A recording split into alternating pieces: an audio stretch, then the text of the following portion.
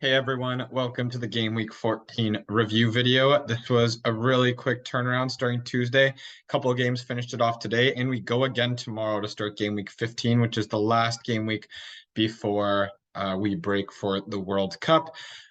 So this video is probably going to be relatively short, and then I'll get right into making the next video, which will be released tomorrow morning. So then you have it nice and early. And there's just one game tomorrow to look at, but unfortunately that will lock up um, that'll lock up the squad. So make sure you get your transfers in quickly because you do not have a lot of time before the next game week locks.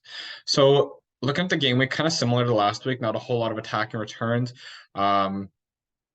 But the defense kind of came up big this week, and a couple Inter players cashed in on their big 6-goal game.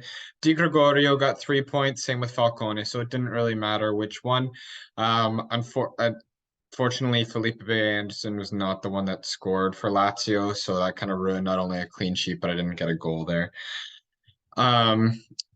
Inter kind of looked shaky at the start, was down 1-0 to Bologna, but then just took off and won 6-1. So Dumfries didn't get the clean sheet, but Barella got an assist. Lautaro Martinez got a goal. Was kind of hoping for more than that with 6 goals. But I will take the attacking returns there. Kim and Tomori both get clean sheets. Milan tied 0-0 with Cremonese, which was a really shocking result for them. Napoli won again. They just keep rolling 2-0, so they got the clean sheet there. We had Biol get, I'm assuming that's going to be a bonus point. Yeah, a playing bonus of 1. That's interesting. I guess for once he didn't get a yellow card, so they decided to give him a bonus point. But a 1-1 game against Spezia, would have liked to see that clean sheet there against a low attacking Spezia team. De La Feu and Beto didn't do very much. Felipe Anderson gets the 1 point for the clean sheet with the 1-0 win for Lazio today. And I already talked about our Inter players. The big disappointment of the week was Rafael Leao.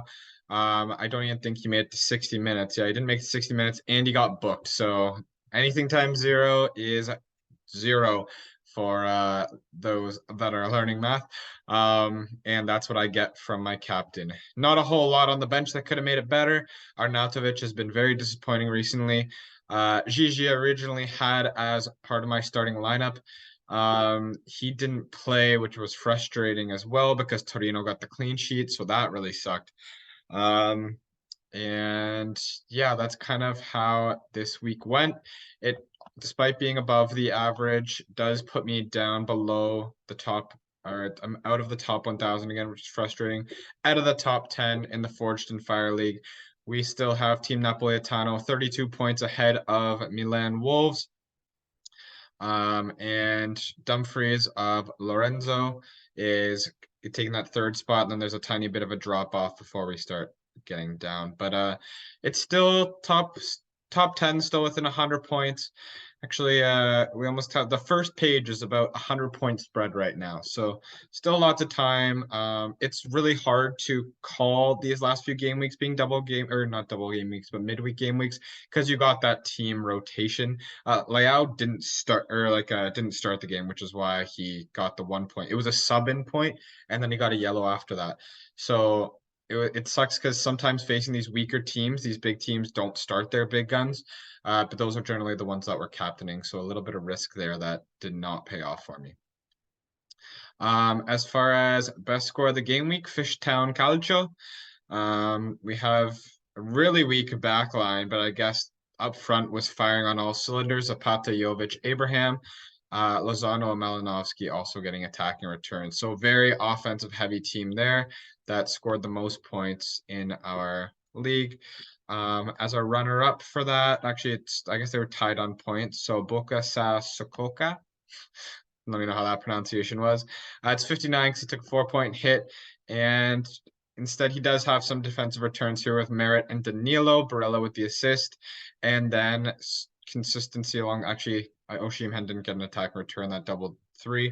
But Dia and Martinez getting attacking returns for him. So another more so quiet game week. Hopefully things pick up for the last week before the World Cup.